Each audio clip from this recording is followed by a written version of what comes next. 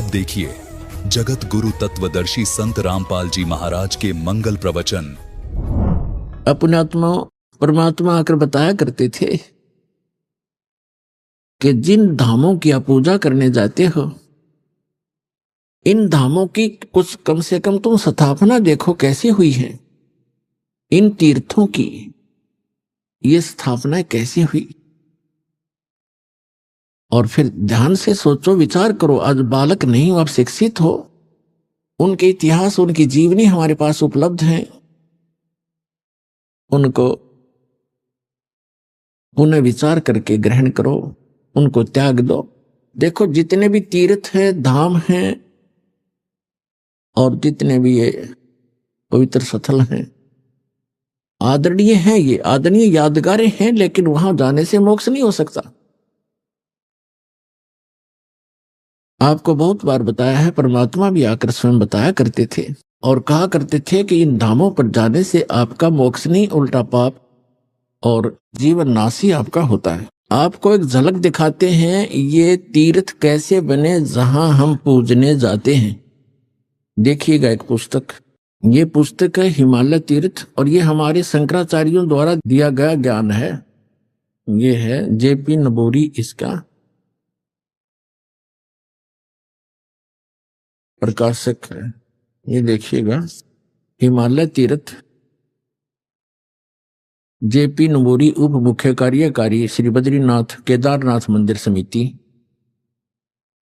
Tracks and tours, Calcutta, और ये यहां से छपे। अब हम इसके आपको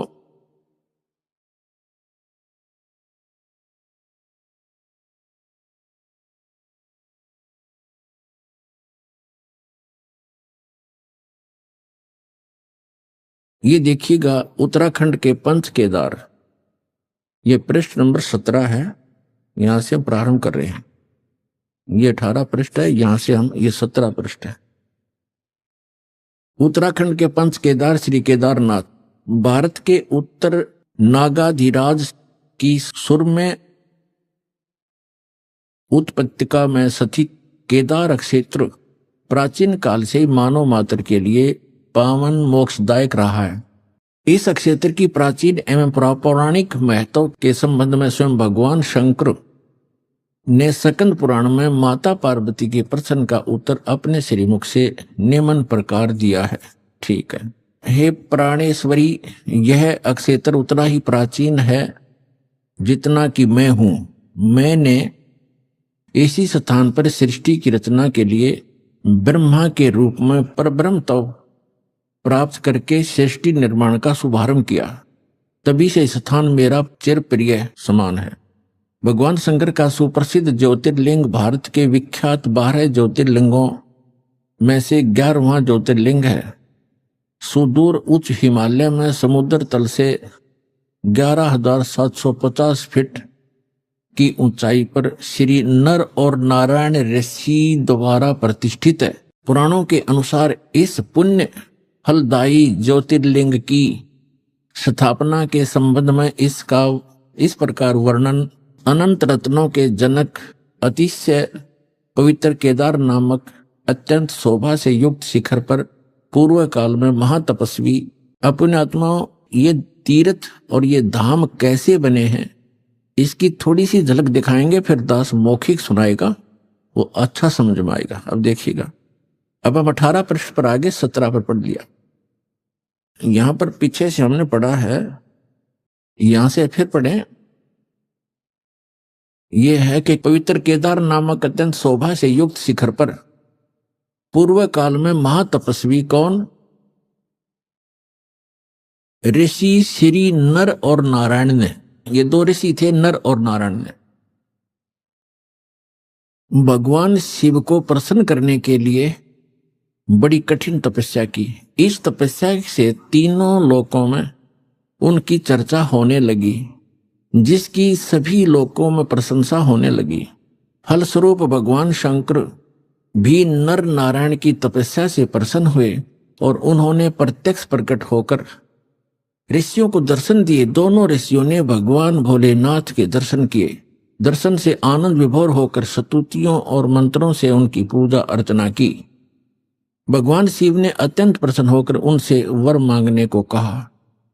भगवान शंकर की यह बात सुनकर उन दोनों ऋषियों ने देवादिदेव महादेव से प्रार्थना की।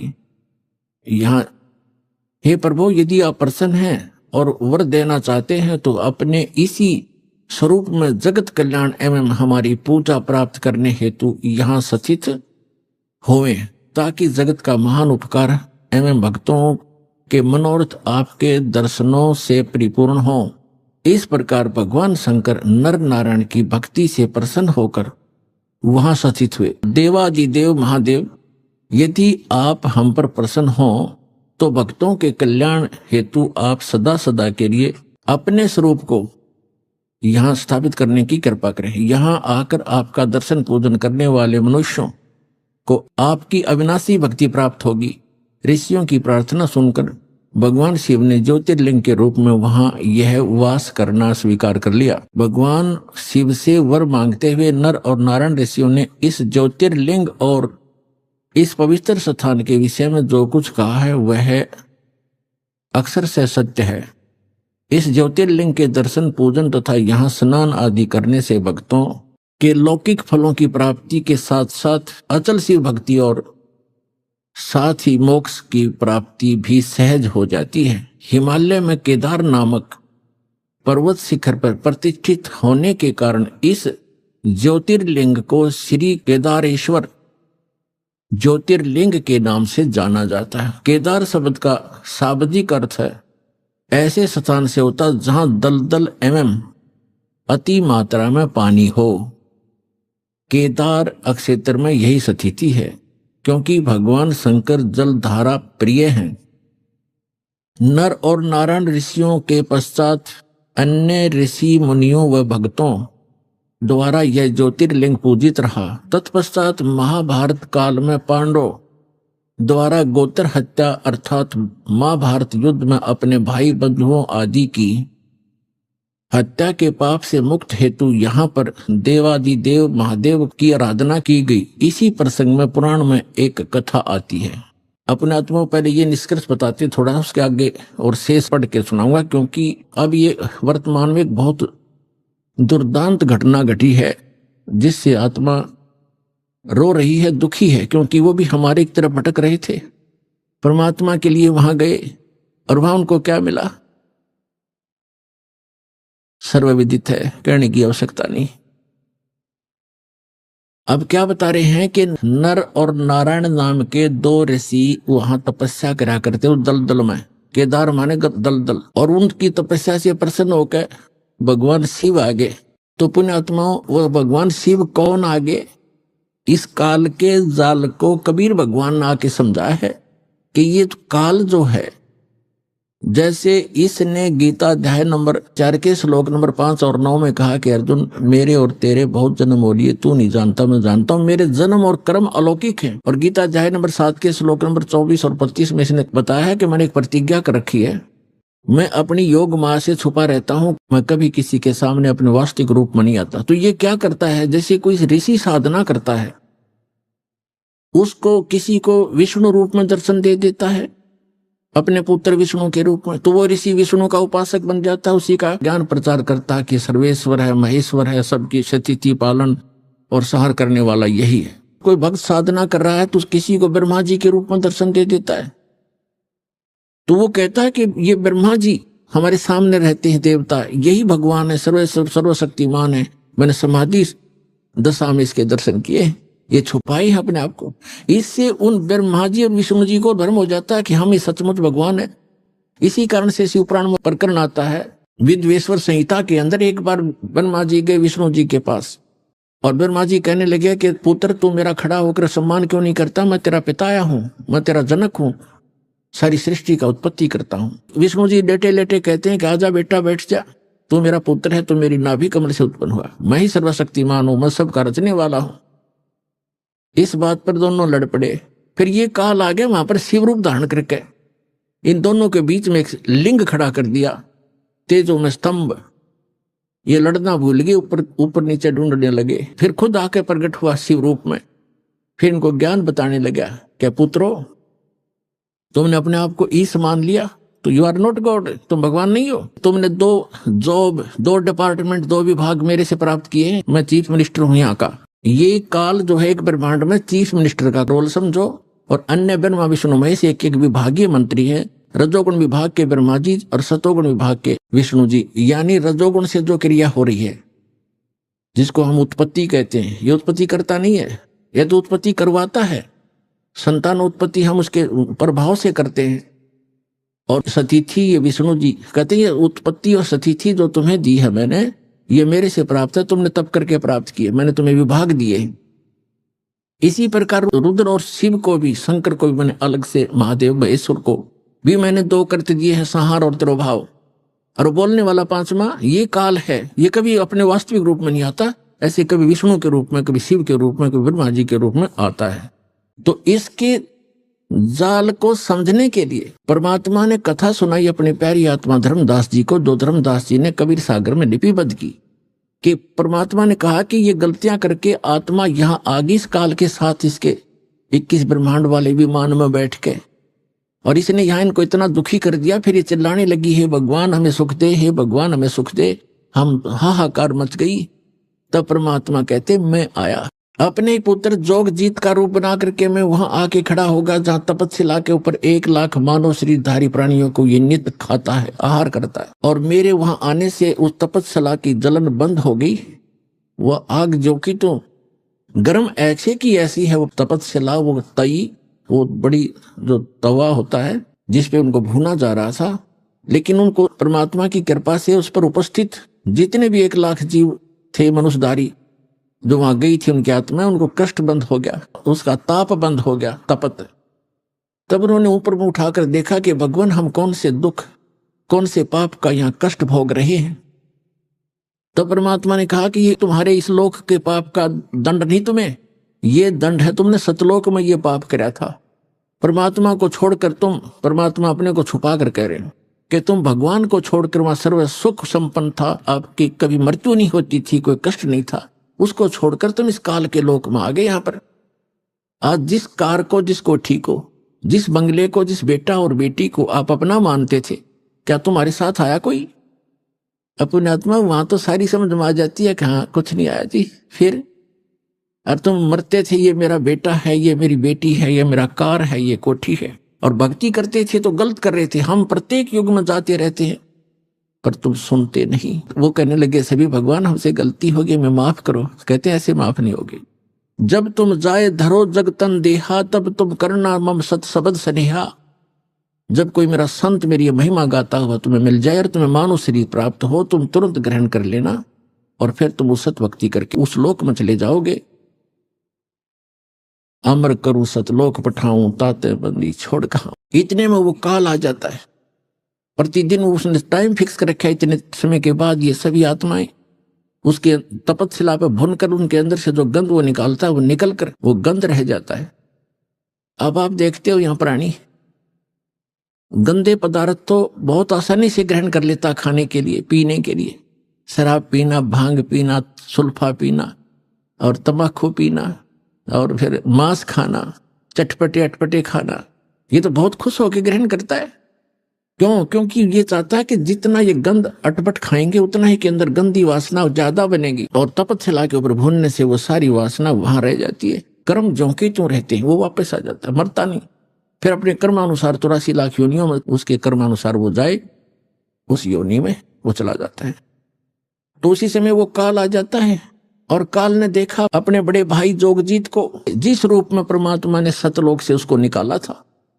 जिन्होंने सृष्टि रचना पढ़ रखी है बच्चों, उनको खूब याद है। अब दास ज्यादा हिंट देगा आज के सत्संग में। सृष्टि रचना कभी आपको बताएंगे और आपको सीडी वगैरह बनाकर भी दे रखी है, वो भी देख सकते। और उसने सोचा, काल ने, इस ज्योत स्वरूपी निरंजन सरपुरुष ने के मन में आई कि जोगजीत कैसे आ गया, ये कोई परम पिता का कोई संदेश लेकर आया है।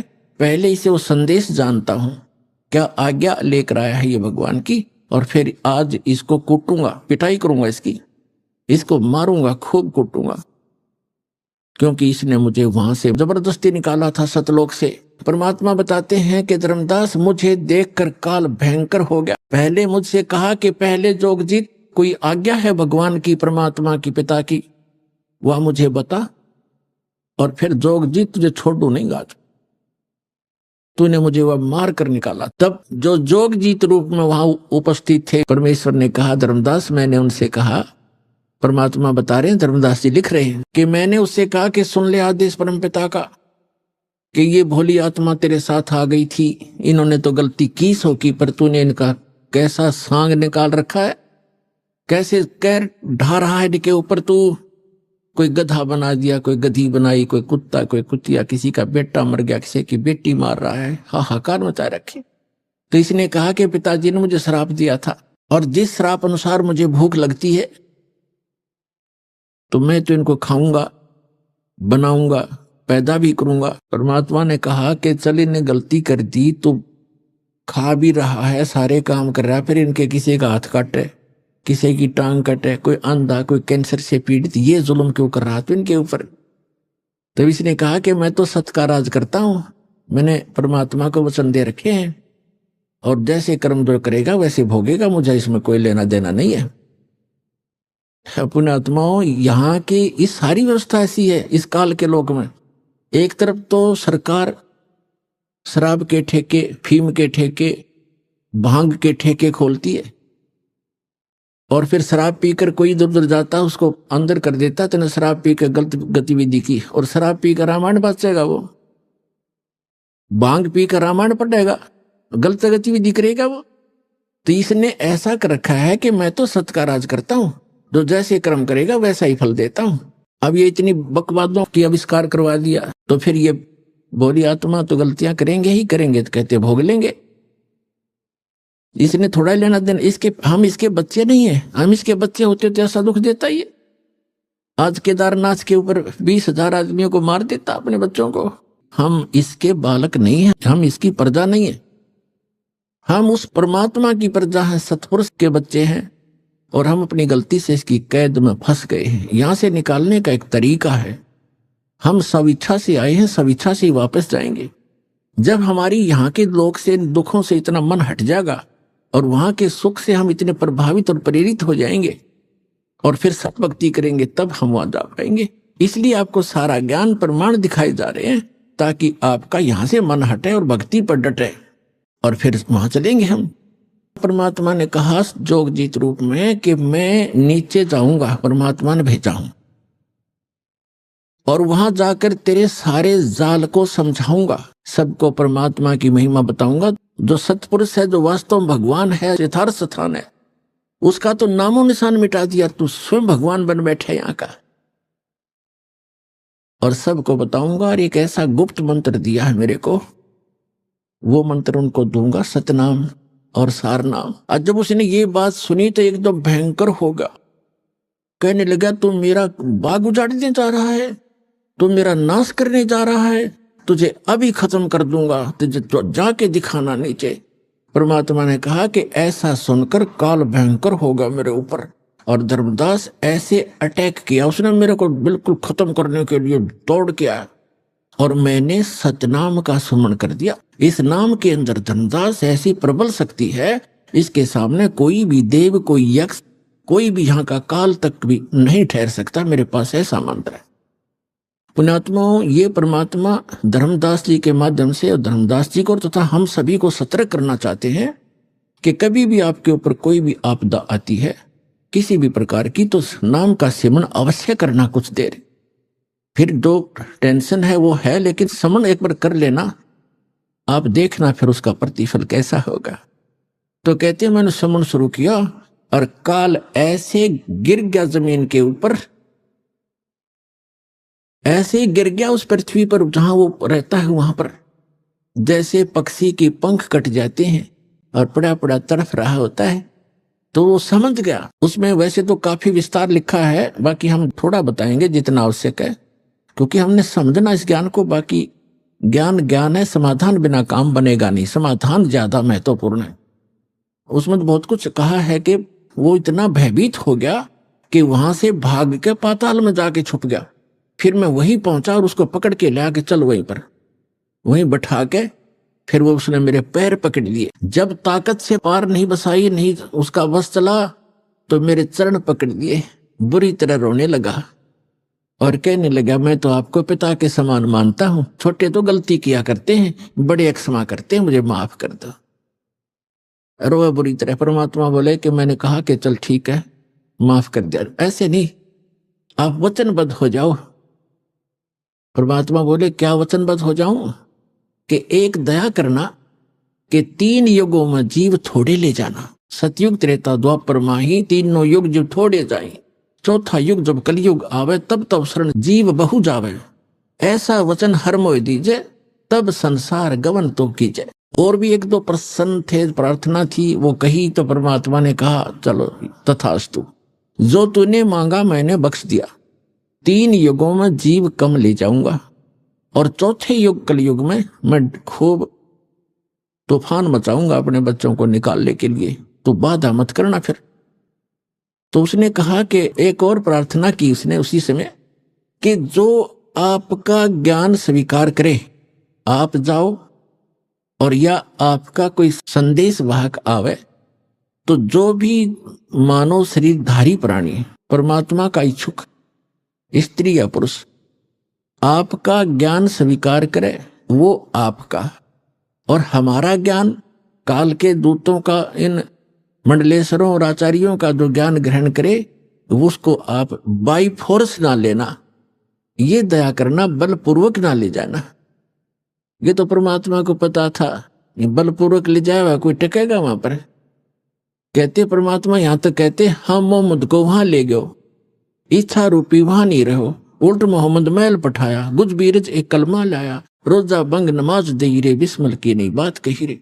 हजरत मोहम्मद जी को लेकर गए थे, लेकिन उसकी इच्छा यहाँ से हटी नहीं थी, क्योंकि यहाँ उसके बहुत घने अनुयायी बन गए थे और उनको ज्ञान संपूर्ण समझ में नहीं आया था। परमात्मा को मालूम था कि बलपूर्वक कैसे ये वहां रुक जाएंगे, ये पहले वहीं ना रहा करते, गड्ढा करते, आप मेरे यहाँ पर इस गंदे लोक में। परमात्मा ने कहा ठीक है, जो मेरा ज्ञान ग्रहण करे वो मेरा, कि जिसने लिया मेरा परवाना, ताकि निकट काल मत जाना, कि मेरे जिसने मेरा ग्रहण कर लिया नाम, मेरा ज्ञान, उसके निकट तुम मत जाना। तो काल ने कहा था कि जो आपकी मर्यादा में रहेगा आपका, और मर्यादा तोड़ेगा तो मेरा ही है। वो तो अंडरस्टूड, इसमें कहने की जरूरत नहीं है फिर तो परमात्मा ने कहा ठीक है तथास्तु।